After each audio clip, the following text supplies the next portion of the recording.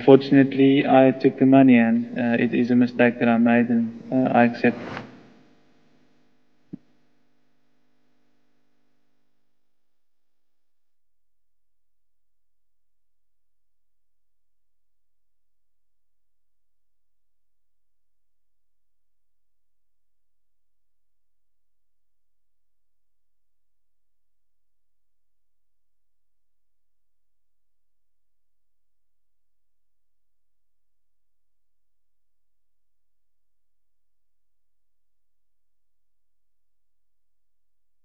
मैंने नो बहुत कम की है अपनी क्रिकेट करियर में। तो सलमान ने कहा कि हाँ भाई करना है कि नहीं करना। मैंने कहा यार मुझे तो बहुत डर लगा, मैं नहीं ये कर सकता। उसने कहा नहीं कुछ नहीं होता यार। No ball is the call, but that was a short ball.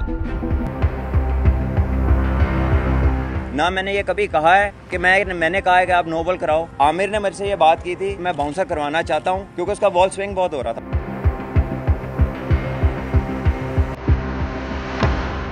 सजा मिलनी चाहिए। मैं ये कह सकता हूँ कि आपने जो गलत काम किया उसकी सजा मिलनी चाहिए।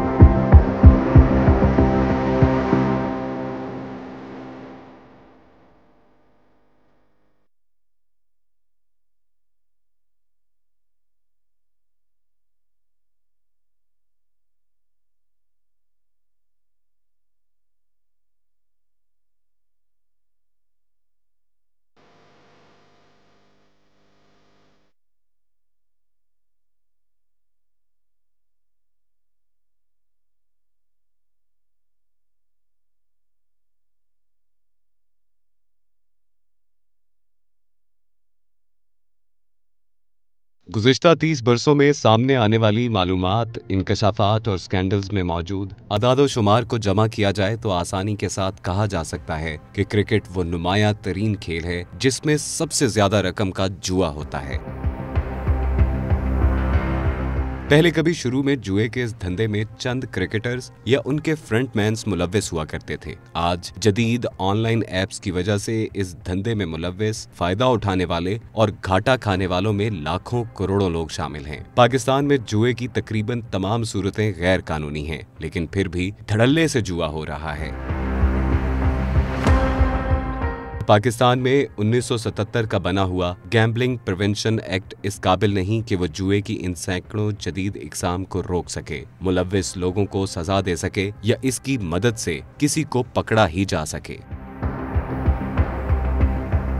आईसीसी और पीसीबी ऑफिशियली ये ऐलान करते हैं कि सख्त इक़दामात और बोर्ड्स में एंटी करप्शन यूनिट्स के बाद क्रिकेट का खेल जुए से पाक हो चुका है। क्या ऐसा ही है? पाकिस्तान क्रिकेट बोर्ड तो अपनी हद तक इम्कान कोशिश कर रहा है कि चूँकि पाकिस्तान को बड़ा तल्ख तजुर्बा रहा है। 2010 में पाकिस्तानी क्रिकेट टीम के 3 खिलाड़ी मोहम्मद आसिफ, सलमान बट और उनके अलावा जो थे एक और खिलाड़ी, जो 3 खिलाड़ी पाकिस्तान के जिन पर पाबंदी लगी, जिस तरीके से सलमान बट, मोहम्मद आमिर और मोहम्मद आसिफ पर 3 खिलाड़ियों पर पाबंदी लगी और पकड़े गए इंग्लैंड में। उसके बाद से पाकिस्तान क्रिकेट बोर्ड ने 2010 के बाद से सख्त इक़दाम किए कि खिलाड़ियों को पहुँच से दूर रखा जाए। सिक्योरिटी के सख्त इक़दाम हैं।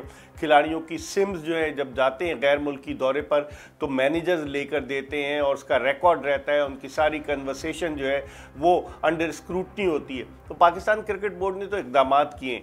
अब पाकिस्तान में चूँकि क्रिकेट होती है, आप हर आदमी को तो नहीं रोक सकते बैटिंग करने से। आपको पता है शर्तें लगती हैं पाकिस्तान में कि गली के कोने पर खड़े हुए 2 लड़के शर्त लगाते हैं कि यहाँ से जो कोने से आदमी आएगा या औरत आएगी या कौन आएगा, तो उस पर भी पैसे लगते हैं। तो पैसे तो आप इस बैटिंग को तो रोक नहीं सकते, लेकिन आप इस तरह से कर सकते हैं कि वो लोग, कि वो खिलाड़ी के जो जिन पर के नज़र रखी जा रही है कि वो किसी तरीके से इसमें इन्वॉल्व ना हो। और इसमें पाकिस्तान क्रिकेट बोर्ड बड़ी हद तक कामयाब हुआ है, बड़ी हद तक रोका है पाकिस्तान क्रिकेट बोर्ड ने। उसके बाद से 2010 का जो इंसिडेंट हुआ सलमान बट, मोहम्मद आसिफ और मोहम्मद आमिर, उसके बाद से अगर आप देखें तो पाकिस्तान में इस तरह का कोई वाकया रूनमा नहीं हुआ है। पीएसएल में केसेस एज सच नहीं आए हमारे पास, क्योंकि इंस्टेंसेस जो होते थे, एक होता है बैटिंग होना, एक होता है बैटिंग का रिपोर्ट होना। तो हम देखते आ रहे थे कि यही 1xBet, ये मेल बैट वगैरह, ये कंपनीज इन्वॉल्व थी उसमें, क्योंकि एडवर्टीजमेंट होती, हम खुद मैचेस देखते थे तो उसमें वो चीज़ें आती थी। लेकिन रिपोर्ट नहीं होती थी, क्योंकि वो प्लेयर्स के अपने कॉन्फिडेंशियलिटी एग्रीमेंट्स होती हैं, साथ में लोग जो होते हैं वो कहते हैं कि नहीं हमें क्यों इन्वॉल्व होना, लेकिन जो रेलेवेंट स्टेक होल्डर्स थे या रिस्पॉन्सिबल गवर्नमेंट फंक्शनरीज थे उनकी तरफ से एज सच एक्शन नहीं था। लेकिन बिल्कुल ये हमारे सामने आया था और ये एक फैक्ट है कि इसमें बैटिंग कंपनीज इन्वॉल्व थे, और जब बैटिंग कंपनीज इन्वॉल्व होते हैं तो ऑब्वियसली वो प्रमोट ही बैटिंग को करते हैं, और बैटिंग करता आम बंदा है तो ऑब्वियसली इसके इंस्टेंसेस होते होंगे, और अभी तक हम देखते हैं कि ये होते हैं। हम खुद सरप्राइज थे जब हमारे पास ये क्लाइंट्स आई तो उन्होंने हमें कहा कि इनके हेल्पलाइंस भी है जो लोकल नंबर्स यूज़ करते हैं। हमने उनको ऑफिस से कॉल की, हमने जब कॉल की तो ये प्रॉपर हेल्पलाइन थी, हमें पैसे ट्रांसफ़र करने का तरीका, बैटिंग करने का तरीका थ्रू वेबसाइट हमें बताया गया, और हम खुद सरप्राइज थे कि इतने ओपनली ये कैसे ऑपरेट कर सकते हैं जबकि इस पे ये लीगली भी ये प्रोहिबिटेड है। और हमारी इतने ज़्यादा डिपार्टमेंट है क्योंकि क्रिकेट पे बहुत फोकस होता है हमारा, हमें सबसे ज़्यादा मनपसंद एक खेल है हमारा, तो हम खुद सरप्राइज थे कि ओपनली ये हो कैसे रहा। लेकिन बिल्कुल अगर ये होता है तो रिपोर्टेड केसेस कम है, इंस्टेंसेस कम है, लेकिन बिल्कुल होता आ रहा है। हंसी क्रोनी का देखें, उसने डिस्क्लोज करने की कोशिश की, उसका जहाज उल्टा दिया, खत्म कर दिया उसको। तो ये बड़े जालिम लोग हैं, इनके आगे सामने आप बोल नहीं सकते। एक दफा आप इनके शिकंजे में आ गए हैं तो आप फिर उसके निकल नहीं सकते। ये फिर तमाम 10 प्लेयर जो पाकिस्तान के फाइन हुए हैं, पैसे लेते रहे हैं, पडारो गाड़ियां लेते रहे हैं, और उसके बाद ये वकार यूनुस ने जो एक पजारो ली थी, वो जब इसने डिस्क्लोज किया अपना आकब जवेद ने, और भी चीजें डिस्क्लोज की तो उसने वापस की। तो ये सारी चीजें पुलिस को नहीं पता। तो वकील जाता को मैंने बताया 15 दिन पहले के लॉर्ड्स एक्ट में है और 3 दिन में पाकिस्तान हारेगा, एग्जैक्टली हुआ। FIA बेचारी को खुद क्या पता हो। FIA साइबर क्राइम विंग की बात कर रहे हैं। FIA एक साइबर क्राइम विंग था जिसको इस काम पे लगा दिया गया था, और बुनियादी तौर पे वो काम ये था कि सोशल मीडिया से हम खुद भी सोशल मीडिया में आते हैं, तो सोशल मीडिया ने अच्छी खासी नत पाई, ये आज के दौर की गवर्नमेंट ख़ास तौर पर। वो इसलिए जब वो गए तो ये वो नहीं कर रहे थे, ये उससे पहले काम हो रहा था। आपको किसने कहा कि ये वो कर रहे थे? कौन था जो यूट्यूबर था? वो उसने थोड़ी शुरू किया था, ये उससे पहले काम हो रहा था। और इसका वॉल्यूम जो है, पैसे का वॉल्यूम, आप लोगों बाकी चीज़ों पे तो फोकस करके बैठे होते हो, लेकिन इस चीज़ पे आप मीडिया ने भी कभी फोकस नहीं किया कि ये वो चीज़ है जो साइलेंटली ग्रूमिंग करती रही, अब वो स्ट्रेंथन हो चुकी है। वो है सट्टेबाजी। सट्टेबाजी हर घर में, हर दूसरे तीसरे चौथे घर में घुस चुकी है। बेटा सट्टेबाजी कर रहा है, भाई सट्टेबाजी कर रहा है, अब्बा सट्टेबाजी कर रहा है, चाचा सट्टेबाजी कर रहा है, ताया सट्टेबाजी कर रहा है, आपको मुझे नहीं पता। ये बैटिंग ऑनलाइन, ये मोबाइल है ना, किसी को क्या पता चलेगा यार आपके साथ बातें करता करता मैं वो कर दूं, लाखों करोड़ों का कर दूं, क्या आपको नहीं तो पता चलेगा? आपको ये पता लगेगा सत्तार खान किसी दोस्त को मैसेज किया होगा या कोई मैसेज का जवाब आया। तो FIA को जब नज़र आया ना इसमें वो ये बड़े पैसे गए, तब वो उन्होंने कहा कि चलो बहती गंगा में हाथ धो लिए। ये बहती गंगा थी, कब से बह रही थी। जितनी इस जेंटलमैन खेल कहलाए जाने वाले क्रिकेट की तारीख पुरानी है, उतनी ही इस खेल पर जुआ लगाने की तारीख भी पुरानी है। क्रिकेट के आबाई वतन इंग्लैंड में 17वीं और 18वीं सदी में छोटे छोटे देहात में खेले जाने वाले क्रिकेट मैचों पर भी जुआ खेला जाता रहा है। 1744 में जब क्रिकेट के कावानीन लिखे जा रहे थे तो उनमें खेल पर लगाए जाने वाली शर्तों और उनके फैसलों का तरीकाकार भी दर्ज था। देखते ही देखते पहले मशहूर जमाना लॉर्ड्स क्रिकेट क्लब और फिर हैमिल्टन क्रिकेट क्लब जुए के सबसे बड़े मराकज बन गए। 1817 में नोटिंगम और इंग्लैंड के दरमियान एक मैच में 50,000 पाउंड्स, आज के हिसाब से करोड़ों रुपए का जुआ हुआ। 19वीं सदी में अखबारात में रोजाना क्रिकेट पर शर्तों के रेट्स छाया होने लगे। बात अब यहाँ तक पहुँची है कि क्रिकेट में जुए के न सिर्फ लातादाद तरीके इजाद हो चुके हैं, बल्कि ऑनलाइन ऐप्स और मोबाइल फोन की सहूलत ने इस खेल पर जुए को एक कारोबार की शक्ल दे दी है। पाकिस्तान और भारत में T20 और खास तौर पर 10 ओवर्स के मैचेस के बारे में अक्सर कहा जाता है कि इनमें जवारी पूरी तरह मुलव्वस हैं। PSL, IPL ये जुए का गढ़ है, ये जुआ खत्म हो नहीं सकता। इसमें से लोग पकड़े जाते हैं और फाइन होते हैं, और उसके बाद फिर मौजूदा तो मैं कहूँगा कि बोर्ड वाले भी खामोश हो जाते हैं कि ऐसे बदनामी होगी, ये होगा। तो इसलिए मैं कहता हूँ कि ये अब जो जुआ चल रहा है ना, ये अंदर की खातिर अब आप क्या कर देंगे? एक आदमी नो बॉल कर देगा, बुक मेकर जो अंदर दूसरों प्लेयरों के साथ घुसे हुए थे, वो अब आप देखें हंसी करोनी खत्म किया। वो गिब्स वहाँ का था, गिब्स को कराची वाले अपना रख लिया, अपना कोच।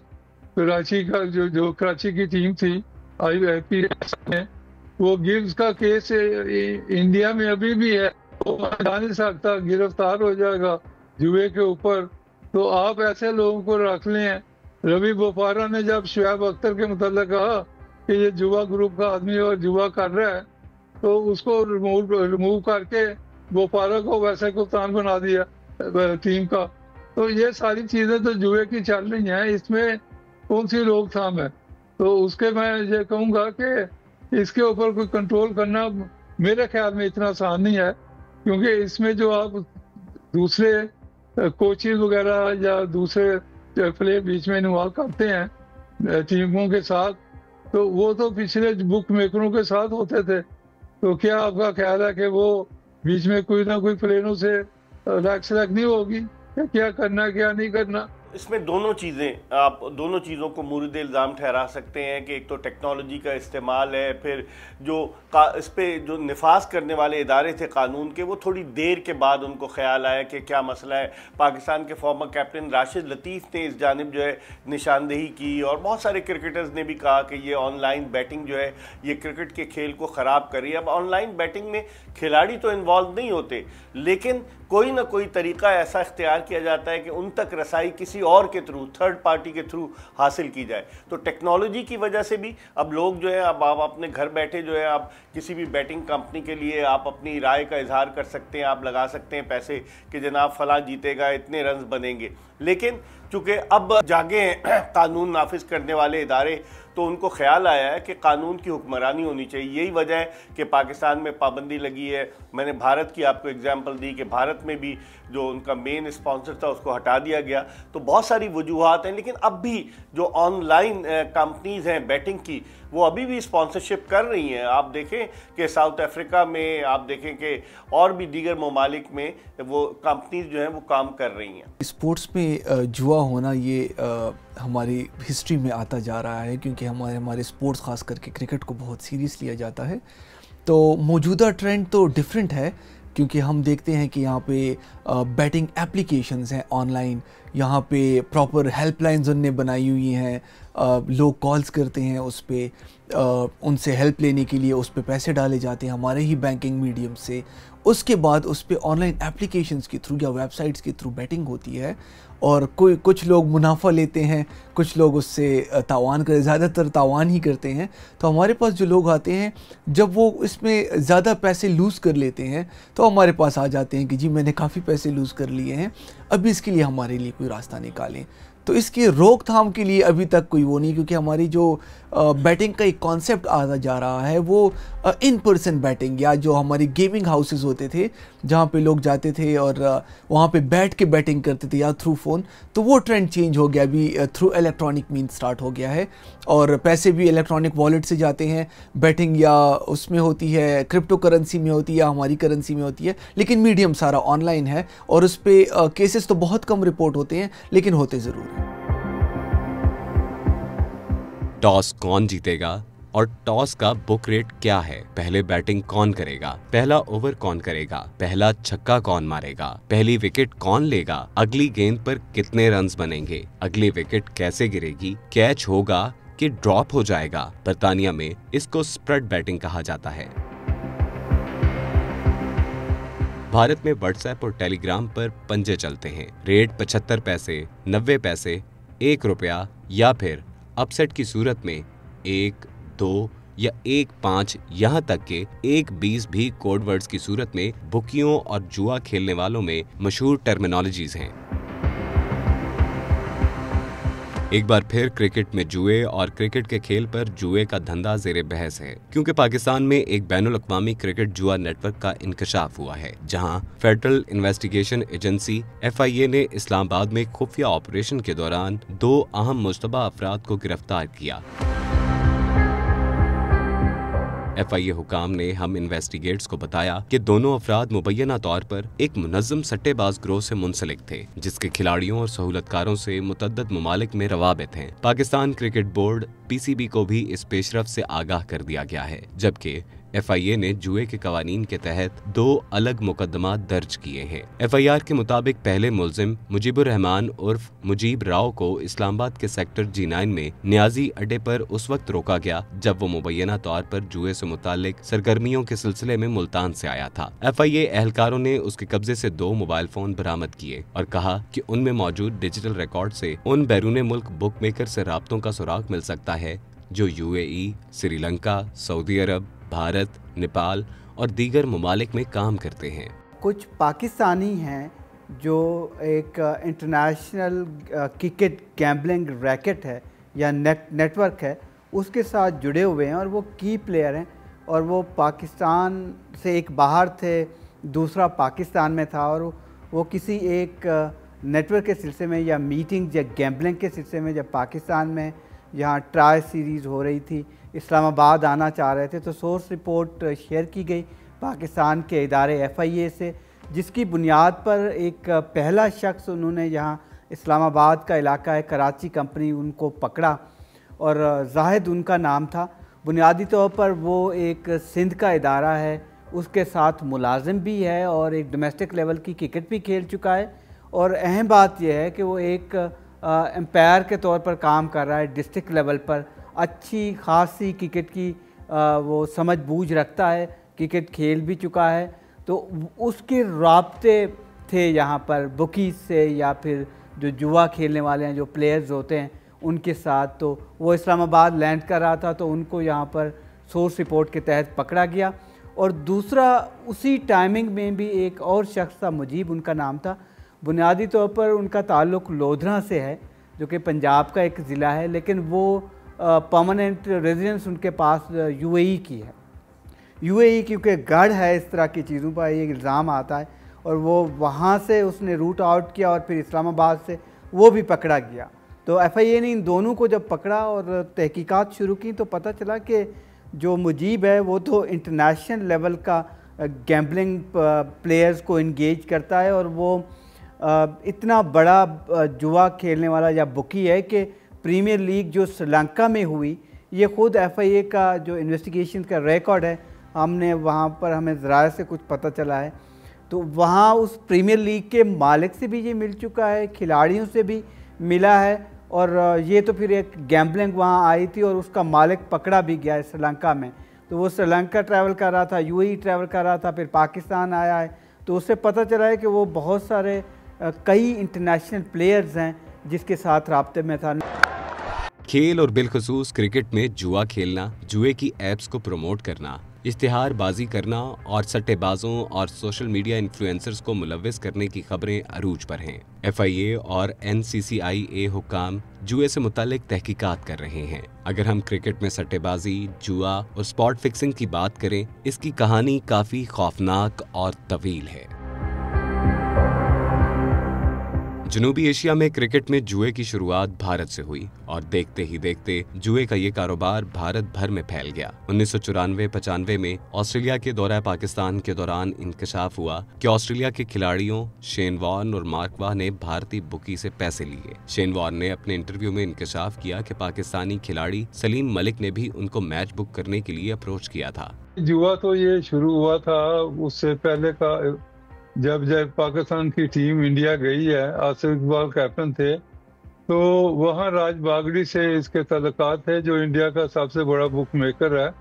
और वो जो मुझे पता चला है कि आसिफ इकबाल के कमरे में भी रहता था और कोच में ट्रैवल करता था पाकिस्तान टीम के साथ और नेट प्रैक्टिस में भी बैठा रहता था ट्रैक सूट डाल के पाकिस्तान का। तो ये जुआ वहाँ से शुरू हुआ है। उसके बाद आप देखें पाकिस्तान का जब टूर खत्म हुआ है तो आसिफ इकबाल ने अपना इस्तीफा दे दिया क्रिकेट से, रिटायरमेंट का ऐलान कर दिया और उसके बाद शारजा नेटवर्क में ये चला गया बहातर के साथ। वहाँ फिर जुआ शुरू हुआ और ये बहातर का आपको पता ही है कि 10 साल के लिए बैन हुआ, वो तो सबके सामने है।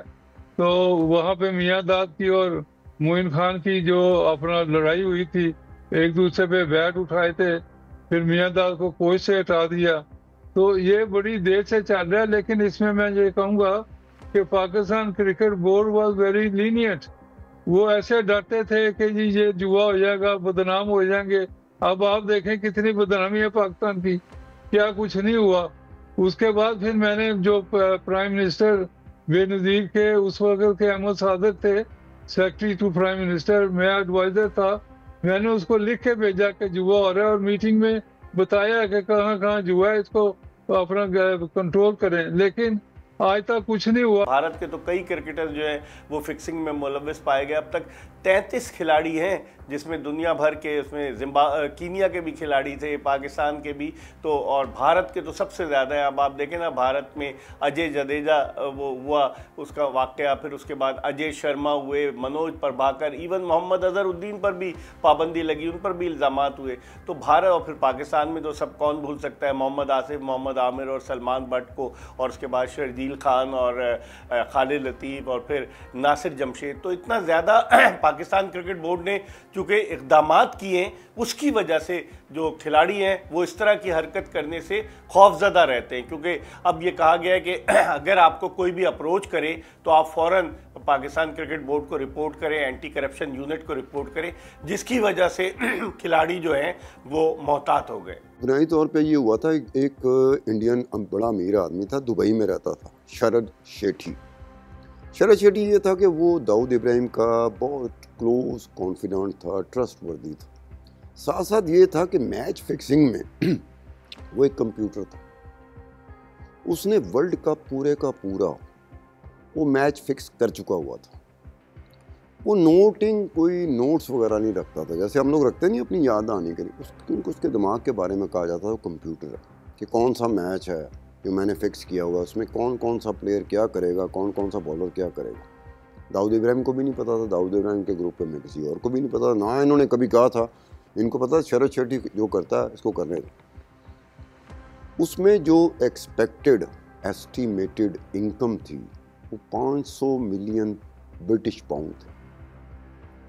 उसका मर्डर हुआ था। उसका मर्डर कौन करता है? छोटा राजन। छोटा राजन अपने बंदे भेजता है दुबई, उसका मर्डर कर देते हैं। अब that was the turning point. Dubai में इस तरह का मर्डर बहुत अरसा हो गया, इस तरह का मर्डर नहीं। ये एक ऐसा मर्डर था जिसने पूरी दुबई हिला के रख दी थी, क्योंकि शरद शेठी एक बहुत प्रोमिनेंट बंदा था, अमीर आदमी था, उसके होटल थे। छोटा राजा ने फिर मैसेज भेजा, उसने कहा कि मैंने दाऊद इब्राहिम को ना सिर्फ उसके ट्रस्ट वर्दी से महरूम कर दिया, बल्कि 500 मिलियन पाउंड से भी महरूम कर दिया जो मैच फिक्सिंग में इसको मिलने थे। क्योंकि अब दाऊद इब्राहिम को नहीं पता, उसके ग्रुप को नहीं पता कि केड़ा मैच है, कौन सा मैच है जिसको फिक्स किया। अब जहाँ मैच फिक्स हुआ था उनको भी पता चल गया कि भाई शरद शेठी मार गया। वो तो अपने आराम से अपनी मर्जी करेंगे ना, अब तो उन पर पाबंदी तो कोई नहीं है। इस पर हुआ ये था कि इंडियन गवर्नमेंट ने बाकायदा एक्स्ट्राडिशन पे दुबई हुकूमत को कहा कि हमारे 4 बंदे हमें चाहिए, एक्स्ट्राडाइट कर दिया जाए। उस पे दुबई का उस वक्त का जो पुलिस चीफ था वो अब नेशनल सिक्योरिटी में आ गया हुआ, वो मेजर जनरल खलफान तमीम था। वो सीधा हो गया इंडियन गवर्नमेंट के साथ। उसने कहा हमने आपसे 68 बंदे मांगे हैं क्रिमिनल्स एक्स्ट्राडिशन पे, आप उनको दे नहीं रहे जो हमारे यहाँ पे कत्ल, चोरी और फाइनेंशियल क्राइम में इन्वॉल्व है। आपको 4 बंदों की पड़ी हुई है कि दाऊद इब्राहिम का भतीजा है, भांजा है, मिलने वाला है, ग्रुप का बंदा है। एक्स्ट्राडिशन दो देयर इज़ 2 वे एक्स्ट्राडिशन को चलाने के लिए। ये तमीम ने, जनरल तमीम ने कहा था, जो दुबई पुलिस चीफ था, वो 33 साल से दुबई पुलिस का चीफ रहा है।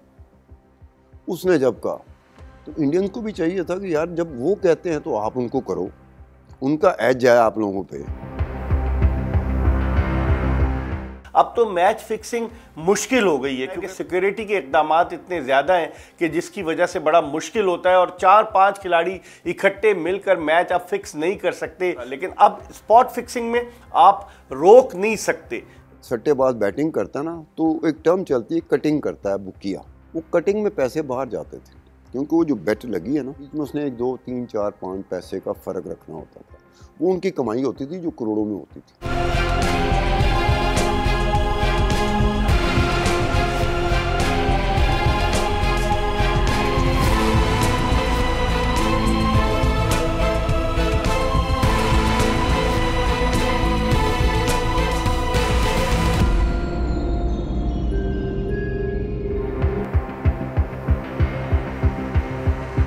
क्रिकेट में जुए की भरपूर मौजूदगी और क्रिकेट खिलाड़ियों को अप्रोच करके इसमें शामिल करने के बारे में पहला धमाकाखेज इंकशाफ जनूबी अफ्रीका के कप्तान हंसी क्रोने की तरफ से सामने आया और क्रिकेट की दुनिया में भौंचाल आ गया। जनूबी अफ्रीका के कप्तान हंसी क्रोने ने इतराफ किया कि उन्होंने मैच फिक्स किया और उनके बयान में सलीम मलिक और राशिद लतीफ का नाम भी आया।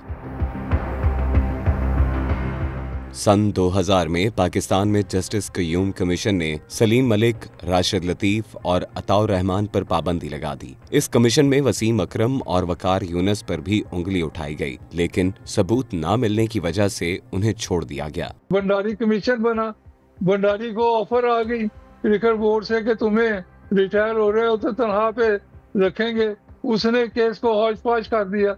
अब्दुल कादर को उन्हें आर्बिट्रेटर बीच में बनाया हुआ था, वो भी खत्म कर दिया, उसके बयान भी खत्म। तो मैं ये कहूँगा कि जो बेशर्मी ये होती रही है ना, इस वजह से युवा ग्रुप को एनकरेजमेंट मिलती रही है। इसकी और ये सारी वजह अब वसीम अकरम का किसको नहीं पता। इसका बाप जो अगवा हो गया, इसका बाप अगवा हो गया था। सन अखबार में बहुत बढ़िया हेडलाइन आई कि 50 लाख दे के इसने बाप को बरी करवाया अगवा वालों से, क्योंकि उसने 2 नंबरी की थी, जुआ इधर लगा के उधर से हार गया। इस तरह की बात कोई की। तो ये वसीम अकरम ने मुझे नोटिस भेजा। फवाद चौधरी जो PTI का लीडर बना हुआ है ना, उसने मुझे नोटिस भेजा। नई बुहारी ने एक ऐसा जवाब दिया उसको कि ये जो 50 लाख दे के छुड़ा के लेके आया है, और उसके बाद ये दूसरे जो जुए के ग्रुप से इसकी मुलाकातें हैं, ये सारा पूछेंगे। भाग गया, दोनों भाग गए। उसके बाद ऐसे जैसे सुसरी सो जाती है, उसके बाद अब एहसान मानी का कर लें। 50 करोड़ का उसने केस किया, और जस्टिस जो बैठे हुए थे एडिशनल सेशन जज साहब, उसने एक दिन मुझे कहा कि आप केस को भी खत्म कर लें। मैं कहा नहीं जज साहब, अभी तो ये मेरे काबू में आए हैं, please proceed with the case. उसमें मुशर्रफ तक इन्वॉल्व थे लोग, वकील जियाद साहब तक इन्वॉल्व थे, और भी लोग इन्वॉल्व थे। तो अब ICC में भी आप देखें सारे मिले हुए हैं, कोई किसी के ऊपर एक्शन नहीं, कुछ नहीं। और उसके बाद कुछ बात सामने आती भी है, तो उसके बाद मैंने एंटी करप्शन को या क्वीन काउंसिल एक कमीशन बना, वहाँ मैंने शारजा के मुताल्लिक जो सारी बातें 6 घंटे प्रोग्राम चला। क्लाइव लॉयड भी एग्री कर गया, उसका मेंबर था कमेटी में। और उसके बाद अमीन एक मुल्ला साहब थे ब्रिगेडियर UAE से, और उसके बाद क्वीन काउंसिल था यहाँ का लंदन का, और उसके बाद एंटी करप्शन यूनिट के पीकॉक और मिस्टर रईस, ये सीनियर मेंबर थे एंटी करप्शन के, तो पॉल कॉन्डन के ICC के। तो ये सब को मैंने जब चीज़ें वाज़ेह की, तो उसके बाद ये फिर शारजा के ऊपर 10 साल का बैन लगा है। जब पाकिस्तानी क्रिकेट टीम 1994 में साउथ अफ्रीका के दौरे पर गई थी, तो वहाँ मामलात सामने आए थे। राशिद लतीफ़ और बासित अली ने रिटायरमेंट का ऐलान कर दिया था। फिर उसके बाद 2000 बल्कि 1998 में ही मैं साउथ अफ्रीका के टूर पे था, तो वहाँ पर इस तरह के वाक़यात जब सामने आए 1998 में, तो पता चला कि वहाँ एक बुकी था, हनीफ कैडबरी उसका नाम था। क्योंकि आप देखें बुकीज़ के नाम बंटी, कैडबरी इस टाइप के नाम होते हैं, डिफरेंट, वो असल नाम नहीं होते। तो वो एक हनीफ कैडबरी था, उसने दोनों तरफ जो है वो बैटिंग की, और उसका नतीजा ये निकला कि उसकी लाश 2 टुकड़ों में मिली साउथ अफ्रीका में।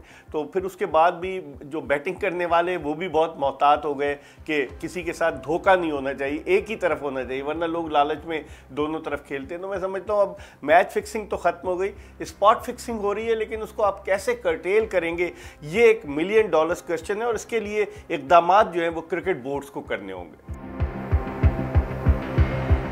सत्तार खान जो एक तहकीकाती सहाफ़ी हैं और क्रिकेट जुए की कहानियों पर उन्होंने बहुत ज़्यादा तहकीक की है, वो उन जुज़ियात को भी जानते हैं जो आम तौर पर लोगों की नज़र में ओझल रहती हैं। उस वक्त जब क्रिकेट में स्पॉट फिक्सिंग और मैच फिक्सिंग अरूज पर था और बुकियों ने हर शहर में मैच पर जुए का धंधा शुरू कर रखा था, वो बताते हैं कि ये सब कुछ होता कैसे था। मैं सिंपल एक बात करूँ, जब ये ऑनलाइन बैटिंग नहीं थी, एक पाकिस्तान का बुक मेकर लाहौर की एक एक्सचेंज, समनाबाद की एक्सचेंज, मैंने कोशिश की वहाँ से कि इस बुक मेकर के 5-6 लैंडलाइंस हैं और बुक मेकर किसके साथ राब्ते में था, जो दुनिया भर में जो बुकिए बड़े बुकिए होते हैं वो दुबई में बैठे होते हैं या मुंबई में बैठे होते हैं, ठीक है। अब बैटिंग हुई, जब ये सट्टेबाज बैटिंग करता ना तो एक टर्म चलती है कटिंग करता है बुकिया, वो कटिंग में पैसे बाहर जाते थे क्योंकि वो जो बेट लगी है ना, वो कहता था कि हार जीत दोनों की सिर्फ बीच में उसने 1, 2, 3, 4, 5 पैसे का फ़र्क रखना होता था। 10 पैसे का फ़र्क रख दिया, जहाँ हाथ लगा तो रुपये का फ़र्क रख देता, वो उनकी कमाई होती थी जो करोड़ों में होती थी, इसलिए वो रिस्क नहीं लेते थे, कटिंग करते थे बाहर। अब जब बाहर कटिंग करते थे तो दुबई में पैसा जा रहा है पाकिस्तानी सट्टेबाज का, मुंबई में पैसा जा रहा है तो पाकिस्तानी सट्टेबाज का। No ball is the call, but that was a short ball that we were expecting with the field. How far was that? Wow. Cricket में जुए के ऐसे वाकयात और इनसे जुड़ी हुई कहानियां दोबारा पूरी कुव्वत के साथ उस वक्त जिंदा हो गईं जब 2010 में पाकिस्तानी क्रिकेट टीम इंग्लैंड के दौरे पर गई। इस टीम में कई नौजवान फास्ट बॉलर और उभरते हुए बैटर्स शामिल थे, जिन्होंने डोमेस्टिक क्रिकेट में शानदार कारकर्दगी के बाद सिलेक्टर्स की तवज्जो अपनी जानिब मबजूल करवाई थी। पाकिस्तान क्रिकेट बोर्ड बहुत पुरुमीद था कि इस दौरे में पाकिस्तानी क्रिकेट टीम इंग्लैंड को उसके होम ग्राउंड पर शिकस्त देगी, लेकिन आज भी कोई उस दौरे में खेले गए मैचों के नताइज पर गौर नहीं करता।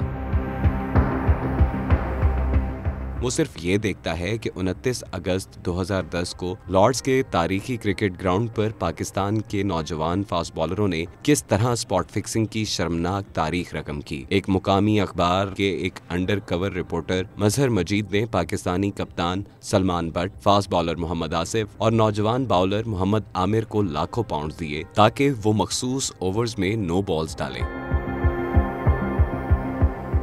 पूरी दुनिया ने इन कराहत आमेज मनाजिर को टीवी स्क्रीनों पर देखा। स्टिंग ऑपरेशन में मजहर मजीद ने सहाफियों को बताया कि वो खिलाड़ियों के एजेंट हैं और जुआ मार्केट में अंदरूनी मामलात बेचते हैं। स्कैंडल सामने आने के बाद स्कॉटलैंड यार्ड ने खिलाड़ियों के कमरों की तलाशी ली, जहां नो बॉल्स की निशानी वाले नोट्स मिले। आईसीसी ने सलमान बट को 10 साल, मोहम्मद आसिफ को 7 साल और मोहम्मद आमिर को 5 साल के लिए क्रिकेट खेलने से रोक दिया।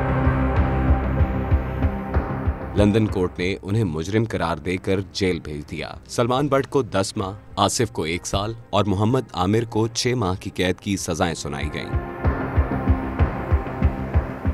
स्पॉट फिक्सिंग के पूरे 7 साल बाद एक बार फिर पाकिस्तान की क्रिकेट में जुए और फिक्सिंग की बाज़गश्त सुनाई देने लगी और पाकिस्तान सुपर लीग PSL के पहले मैच में शर्जील खान, खालिद लतीफ, नासिर जमशेद, मोहम्मद इरफान, शाहजेब और मोहम्मद नवाज पर इल्जाम लगा कि उन्होंने बुकियों से राब्ता किया और स्पॉट फिक्सिंग की। शर्जील खान ने पेशावर ज़ल्मी के खिलाफ 2 डॉट बॉल्स खेलने के बदले 20 लाख रुपए वसूल किए। खालिद लतीफ ने बैट हैंडल से सिग्नल देकर खिलाड़ियों को फिक्सिंग में शामिल किया। नासिर जमशेद बाद में बरतानिया में गिरफ्तार हुआ और जेल गया। PSL कौन करा रहा है? पाकिस्तान क्रिकेट बोर्ड करा रहा है, मैं तो नहीं कराता। पाकिस्तान क्रिकेट बोर्ड की ऑफिशियल वेबसाइट 2020 की, उसमें वो बुक मेकर्स को कोट कर रहे हैं प्रिडिक्शन के बारे में, पेशिंग गोई कर रहे हैं कि ये PSL जो है 2020 का, ये कौन सी टीम जीत सकती as per the prediction of the book maker.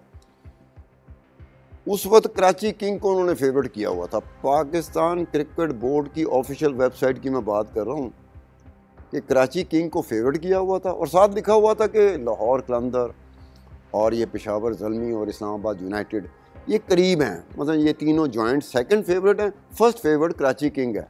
और फिर उसके बाद बैटवे, वो बैटवे 326, वो इस तरह की कई बैटिंग ऑनलाइन साइट्स का उन्होंने रेफरेंस दिया हुआ है आपकी पाकिस्तान क्रिकेट बोर्ड की ऑफिशियल वेबसाइट में। 2010 का जो इंसिडेंट हुआ सलमान बट, मोहम्मद आसिफ और मोहम्मद आमिर, उसके बाद से अगर आप देखें तो पाकिस्तान में इस तरह का कोई वाक़या रूनमा नहीं हुआ है। उसके बाद हुआ था एक दफ़ा PSL में जब शर्जील खान और खालिद लतीफ़ पर पाबंदी लग गई थी, लेकिन कोई मेजर वाक़या नहीं हुआ। नासिर जमशेद भी आए थे जद में, वो तो इंग्लैंड में हैं, उनको सज़ा भी हुई। तो लेकिन पाकिस्तान क्रिकेट बोर्ड ने जो इकदाम किए, मैं समझता हूँ कि खिलाड़ी भी उससे बड़े मोहतात हैं कि किसी किस्म का कोई रिस्क न लें, क्योंकि उनका करियर तबाह हो सकता है। मिसाल हमारे सामने आप देखें, शर्जील खान और खालिद लतीफ़ इतने बासलाहियत क्रिकेटर्स थे, लेकिन इसकी वजह से उनका जो क्रिकेट करियर था वो तबाह हो गया। तो पाकिस्तान क्रिकेट बोर्ड जो इकदाम कर रहा है, मैं समझता हूँ हमें उसको सराहना चाहिए, क्योंकि इसकी वजह से पाकिस्तान में कोई मेजर इंसिडेंट जो है वो सामने नहीं आया। हमारे पास केस आया था PSL में जुए का। वो जुआ सिर्फ जुआ खेलना नहीं था, वो केस ऐसा था कि हमारे पास क्लाइंट्स आए थे, उनने कहा था कि जुआ तो हो रहा है, वो तो सबको मालूम था, लेकिन वो बैटिंग कंपनीज की सैरोगेट कंपनीज थी। मतलब एक नाम होता, लेट्स से एग्जांपल मैं देता हूँ, 1x Bet। तो 1x BET Bet कंपनी का नाम है, जो जुए की कंपनी है, उनकी सैरोगेट कंपनी थी जो 1x Bet के नाम पे यहाँ पे PSL की स्पॉन्सरशिप उनके पास थी। वो टीम्स के जो प्लेयर्स होते थे उन्हें बैज लगाया होता था। आप जब टीवी देखते थे तो उनके एड्स, कभी वो बशकले क्लोथ्स ऑफ द प्लेयर्स या वहाँ पे पिच पे लगाया गया कोई साइन वगैरह होता था। तो हमने फिर हमारे पास क्लाइंट्स आए और मैंने एक वकील के तर्ज पे वो चैलेंज किया पेशावर हाई कोर्ट में, जिसमें स्टेट बैंक की लेटर्स भी थे PCB को, पाकिस्तान क्रिकेट बोर्ड को, कि आपने सैरोगेट कंपनीज, बैटिंग कंपनीज के सैरोगेट कंपनीज को अलाउ किया हुआ है एज स्पॉन्सर्स, और ये आप ना अलाउ करें। तो वो हमारे पास का कुछ प्लेयर्स थे, उनने प्रोटेस्ट किया था। एज अ प्रोटेस्ट उनने अपने कपड़ों पे टेप्स लगाए हुए थे, इन सैरोगेट कंपनीज के नामों को उनने छुपाया हुआ था कि we don't want to be a part of it. तो हमारे पास जो केस आया वो इस पे था। क्रिकेट सिर्फ और सिर्फ एक बहाना होती है उस ऐप को साइन अप करवाने का। जब आप उसके अंदर चले जाते हैं तो उनके अंदर उन्होंने इतनी अट्रैक्टिव गेम्स और अट्रैक्टिव ऑप्शंस और अट्रैक्टिव चीज़ें बनाई हुई हैं कि आप वो रियल टाइम क्रिकेट को छोड़ के आप उन चीज़ों की तरफ चले जाते हैं। मैं जो गैम्बलिंग एक्ट है, प्रिवेंशन ऑफ गैम्बलिंग एक्ट 1977 का, ये आजकल के दौर में अगर हम अप्लाई करते हैं तो वो एक ऐसा कानून है जो इनसफिशेंट है।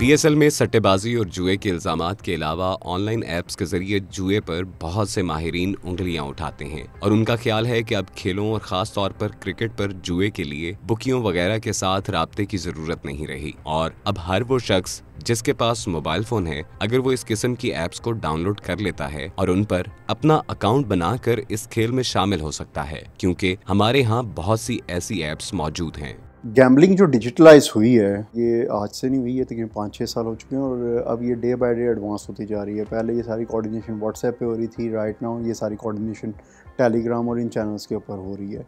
अभी सिलसिला वहीं से शुरू होता है, फेसबुक से, टिकटॉक से, क्योंकि और यही दो ऐप्स हैं जहाँ पे आपकी मेजॉरिटी बैठी हुई है फॉर एंटरटेनमेंट एंड इंफोटेनमेंट, इन चीज़ों के लिए। अब यहाँ से जो स्कैमर्स हैं और ये जो सारे गैम्बलर्स हैं, ये सारी की सारी ऑडियंस वहाँ से कैप्चर करते हैं। सवाल ये है कैसे कैप्चर करते हैं। मैं सिंपल बैठा हूँ, फेसबुक यूज़ कर रहा हूँ, स्क्रॉलिंग कर रहा हूँ, अचानक से मेरे सामने एक ऐड आता है, आप भी खेलें, पैसे कमाएं। कैसे पैसे कमाएं जी? सिंपल, आप साइन अप करें, ऐप डाउनलोड करें और जनाब आपको स्टार्टिंग पे 500 का बोनस मिलेगा जहाँ से आप स्टार्ट कर सकते हैं उसको। आपने कहा ठीक है यार, मैंने कौन सा जेब से पैसे लगाने हैं, 500 का बोनस ही मिल रहा है ना। आपने साइन अप किया, 500 का उसमें एक डमी जो है वो बैलेंस शो भी हो गया, उस डमी बैलेंस से आपने खेला। अब सारी बात है, पीछे सिस्टम जो है वो तो सारे का सारा गैम्बलर्स और स्कैमर्स के कंट्रोल में है। आप तो उन्होंने डिज़ाइन किया है, उन्होंने उसको डिज़ाइन इस तरीके से किया होता है कि जब तक आप डमी अकाउंट पे खेल रहे हैं तो आप जीत रहे होते हैं। अब उसमें आपको क्रिकेट सिर्फ और सिर्फ एक बहाना होती है उस ऐप को साइन अप करवाने का। जब आप उसके अंदर चले जाते हैं तो उनके अंदर उन्होंने इतनी अट्रैक्टिव गेम्स और अट्रैक्टिव ऑप्शंस और अट्रैक्टिव चीज़ें बनाई हुई हैं कि आप वो रियल टाइम क्रिकेट को छोड़ के आप उन चीज़ों की तरफ चले जाते हैं। मैं यहाँ ये नहीं कह रहा कि जहाँ पे आपको रियल टाइम बैटिंग मिलती है आप वो करें। ऑब्वियसली बैटिंग एक इलीगल एक्ट है, इलीगल मीन ऑफ मनी है, तो वो तो आपने नहीं करना, गैर शरई भी है और वैसे ही मॉरली कोई ये तरीका नहीं है। पाकिस्तान में कानूनी तौर पर जुआ ममनू है और पाकिस्तान में 1977 में एक कानून बनाया गया, जिसके बारे में माहिरीन का कहना है कि अब इस कानून में तरमीम की जरूरत है, क्योंकि जुए की शक्लें न सिर्फ बदल चुकी हैं बल्कि इनमें जदीद टेक्नोलॉजी की वजह से बहुत ज्यादा जिद्दत आ चुकी है। पाकिस्तान में कानून नाफिज करने वाले इदारे FIA और NCCIA वगैरह उसी 50 बरस पुराने कानून की मदद से जुए की इन जदीद इकसाम को रोकने की कोशिश कर रहे हैं। प्रिवेंशन ऑफ गैम्बलिंग एक्ट है, 1977 में ये एक्ट बना गया है। ये जी सज़ाएं उसमें ऐसी हैं कि 2 साल अगर कोई गेमिंग वो चला रहा है तो वो 2 साल की सज़ा है। अगर कोई कर रहा है बैटिंग वगैरह तो 1 साल की सज़ा होती है उसके लिए। लेकिन मसला इसमें यह है कि 1977 का कानून है, वो इन पर्सन या फिज़िकल बैटिंग कंपनीज या एक बुकीज़ जो जिसे हम कहते हैं लेमन लैंग्वेज में, उनके लिए बनाया गया कानून है। हमारे इलेक्ट्रॉनिक गैम्बलिंग या जो वॉलेट सिस्टम पे है या क्रिप्टो करेंसी के थ्रू जो बैटिंग हो रही है, ये 1xBet या इसके थ्रू, इसके लिए हमारे लिए कोई कानून नहीं है। इसलिए मेरे मुताबिक ये जो गैम्बलिंग एक्ट है, प्रिवेंशन ऑफ गैम्बलिंग एक्ट 1977 का, ये आजकल के दौर में अगर हम अप्लाई करते हैं तो वो एक ऐसा कानून है जो इनसफिशेंट है। पाकिस्तान की ऑब्वियसली कैपेसिटी है, लेकिन अनफॉर्चुनेटली हमें यहाँ पे बहुत सारी इसमें चेंजेस रिक्वायर हैं, बहुत सारी अपग्रेडेशंस रिक्वायर हैं। Technology day by day change हो रही है, लेकिन हमारे यहाँ कानून जो है वो आज भी हम एक ब्रिटिश लॉ जो है लेके चल रहे हैं। Although that is a very good law, लेकिन उसमें बहुत सारी कमियाँ कोताहियाँ हैं जो कि वक्त के साथ पैदा हो चुकी हैं और उसी के अंदर ये क्रिमिनल्स रास्ते ढूंढते हैं। पाकिस्तान के अंदर इदारों की कैपेसिटी मौजूद है। यहाँ पे अगर हम एक छोटी सी मिसाल लें, पंजाब के अंदर एक डॉल्फिन फोर्स बनी थी। डॉल्फिन फोर्स का पर्पस क्या था? डॉल्फिन फोर्स का पर्पस क्राइम हो जाने के बाद पहुँचना नहीं था, बल्कि क्राइम को होने से रोकना था।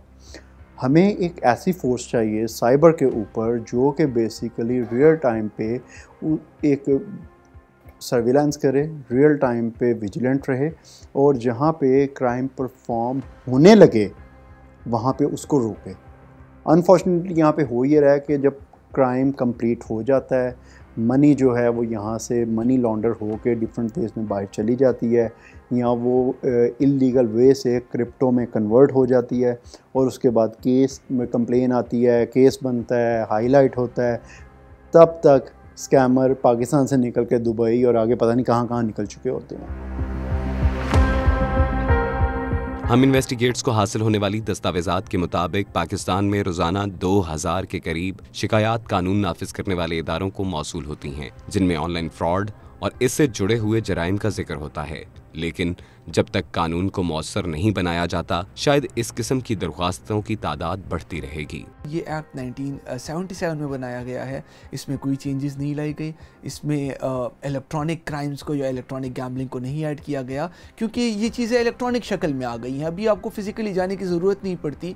तो अभी अगर आप लेट्स से गैम्बलिंग हो रही है, ये हेल्पलाइन यूज़ हो रही है, आप उसके लिए आप PTA वगैरह के पास जाओगे या आप पुलिस के पास जाओगे। अगर ये थ्रू एप्लीकेशन हो रही है, फिर से आप जो साइबर क्राइम एजेंसीज़ हैं हमारी, उनके पास जाओगे। पहले FIA थी, अभी वो बदल गई हैं, लेकिन हमारे पास सफिशेंट कानून नहीं है। अभी आप देखिए, हमारे पास वो कराची का एक मैटर है, जो वो यूट्यूबर हैं प्रॉबली डकी भाई के नाम से मशहूर हैं, वो उनके ऊपर एक FIR हुई। वो FIR जो है उसके लिए गैम्बलिंग एक्ट जो है वो इनसफिशेंट था, तो इनने फिर वो prevention of electronic crimes act के 2-3 सेक्शंस उठा लिए, फिर पाकिस्तान पीनल कोड के 2-3 सेक्शंस उठा लिए, जो कि आज से कोई 100 साल से ज़्यादा पुराना कानून है। इलेक्ट्रॉनिक जो prevention of electronic crimes act है वो बनाया नहीं गया इस पर्पज़ के लिए, वो भी इनसफिशेंट है।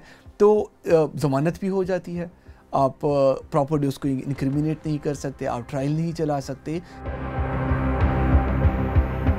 कानून नाफिज करने वाले इदारों को जहां इक्विप करने की बहुत ज्यादा जरूरत है, वहां इदारों में अफरादी कुव्वत का भी शदीद फुकदान नजर आता है और इतनी ज्यादा शिकायत और फिर उनका अजाला करने के लिए जितनी लोगों की जरूरत है वो मौजूद ही नहीं।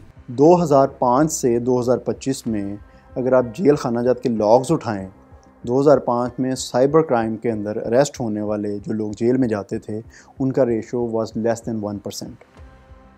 आज ये रेशो 20% है। अगर एक जेल के अंदर एट अ टाइम 10,000 लोग मौजूद हैं तो उसमें से 2,000 लोग ऐसे हैं जो कि साइबर क्राइम के अंदर गए हुए हैं। पाकिस्तान में on average daily cyber crime को रोज़ाना की बुनियाद पे 3 से 5,000 कंप्लेन रिसीव होती हैं। अब 3 से 5,000 कंप्लेन रिसीव हो रही हैं। मैं इस वक्त इस्लामाबाद में बैठा हूँ। इस्लामाबाद के साथ पिंडी है। रावलपिंडी के अंदर एक स्टेशन है NCCIA का, जो कि यहाँ से चकवाल की बाउंड्री, जो कि अराउंड रावलपिंडी शहर से तकरीबन 100 किलोमीटर बनती है, उसको भी कवर कर रहा है।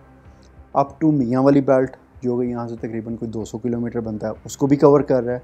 और अप टू टैक्सला, जो कि पंजाब की आखिरी हद है, जो कि तकरीबन 70 किलोमीटर।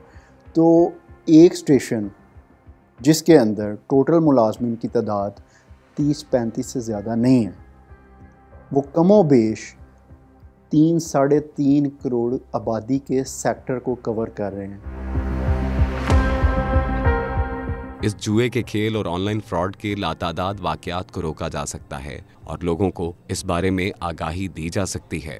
बेहतरी का तरीका ये है कि हमारी जो एजेंसीज़ हैं, सबसे पहले हमारी information and broadcasting ministry supported by Pakistan cricket board, अगर क्रिकेट इन्वॉल्व है, साथ ही हमारी जो साइबर क्राइम्स एजेंसी हैं जिनमें FIA कुछ तर्ज तक आती है, जो सोशल मीडिया को आजकल वो करे, क्योंकि सोशल मीडिया रेगुलेटरी अथॉरिटी हमारी एक्टिव नहीं है, जिस पर भी चंद दिन पहले पेशावर हाई कोर्ट ने ऑर्डर किया कि आप इसके भी अहदेदारान को लें।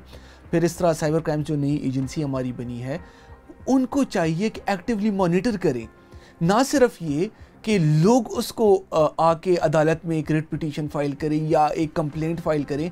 उनको ये पावर्स दिए हैं हमारे एक्ट्स ने, हमारी जो prevention of electronic crimes act है, जिसमें 2025 में अमेंडमेंट्स आई हैं, उनने इनको ये इख्तियार दिया है कि आप अगर ऐसा कंटेंट है आप उसको रिमूव करें, अगर सोशल मीडिया पे आया है।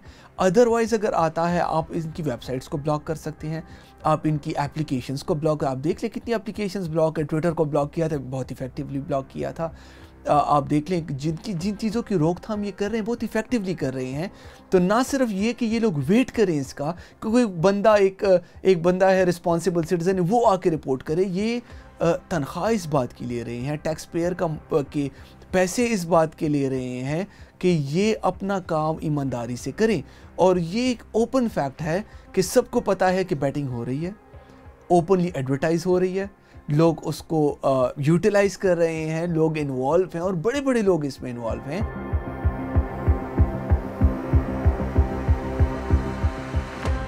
मैं समझता हूं कि जो ऐप्स के हवाले में अगर आप कानून साजी करेंगे और आपके यहाँ वो स्टैंडर्ड्स बनाए जाएंगे कि ऐप्स जो हैं अगर उस स्टैंडर्ड पर पूरा उतरती हैं तो वो ही ऑपरेट कर सकती हैं पाकिस्तान में।